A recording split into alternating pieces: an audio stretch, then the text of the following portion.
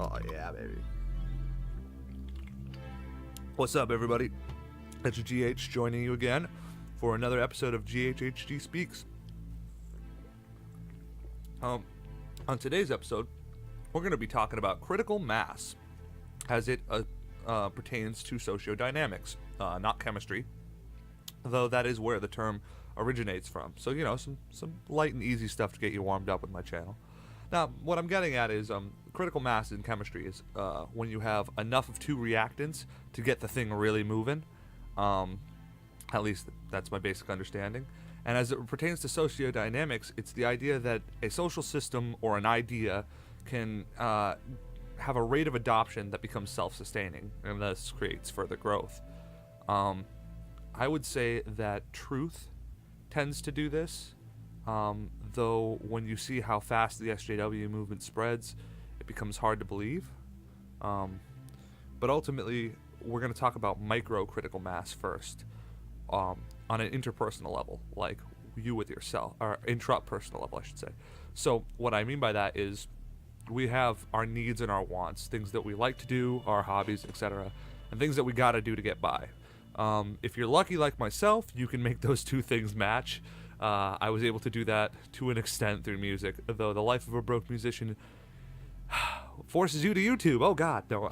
Point in case, whether it's something you like to do or something you need to do, it really stinks when something throws a wrench in it. That something being the SJWs' hypocritical perversion of the concept of tolerance that led to, you know, the Oppression Olympics and all that other bull.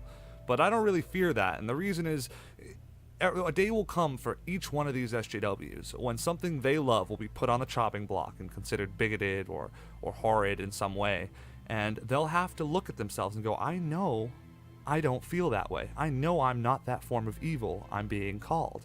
And that will force introspection. I recently saw this firsthand with one of my good friends whose industry was decimated by regulatory overreach.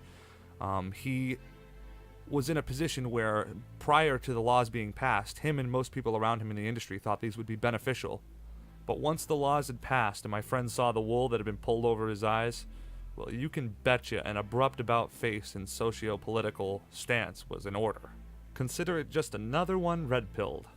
And that's what I mean by intrapersonal critical mass, is that he reached a tipping point at which he just couldn't lie to himself anymore and say, hey, you know, I can't support what is around me, and I have to believe what I believe despite the social ramifications.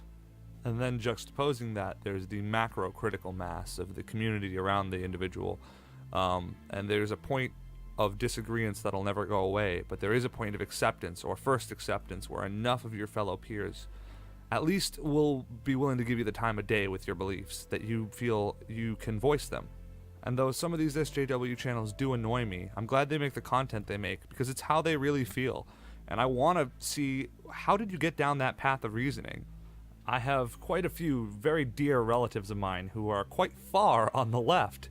And if I were to, you know, start a really engaging political discussion with them, it would be a point of contention that would never go away. So I can play SJW. I've done it before. I can snap right into that role, and I know exactly the talking points, and she couldn't tell me apart from any other SJW. The question is, could she do the same for a Kekistani freedom of speech, you know, right-wing side? Could she fake that role to a believable degree? And I say no, and I think the reason is because she hasn't actually taken the time to understand where we're coming from. And that's the first goal, is to get to this step where we can have this discourse so people can look introspectively on their own views and how they weigh up to what people have placed before them, and so we can get to this further critical mass where I'll eventually be able to tell you my full identity, and I could go out and talk and hold lectures and all sorts of things. Hell, that could be my profession then. And it doesn't mean that everybody's going to agree with me, or there won't be people who will take an active step to denigrate me. No, of course not.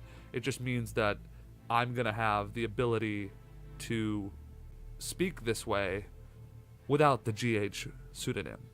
I mean, one of the only differences from right now is that in that scenario, people will be able to go, okay, listen, I don't agree with this GH guy at all. He's wrong. But here's why he's wrong, and I can prove it wrong, and I don't need to try to go after his family or go after his livelihood to get my point across, as you see from the vindictive left nowadays. And if I were naive enough to think that my own voice, as a sole voice, were powerful enough to change this macro critical mass and flip it toward truth, well, I wouldn't be here on YouTube. I'd probably be out picketing like these other idiots. But alas, I see that it has to take place on the interpersonal level. Only when these people grow up and realize they can't keep lying to themselves, not if they want to stay internally consistent, will you see this critical mass flip. So here's to hoping as a society we are on the right track with all this, and if I refer to critical mass in a sociodynamic sense again, hopefully you'll understand what I'm talking about. Thanks for listening, everybody. GH signing out. I got a drink to finish.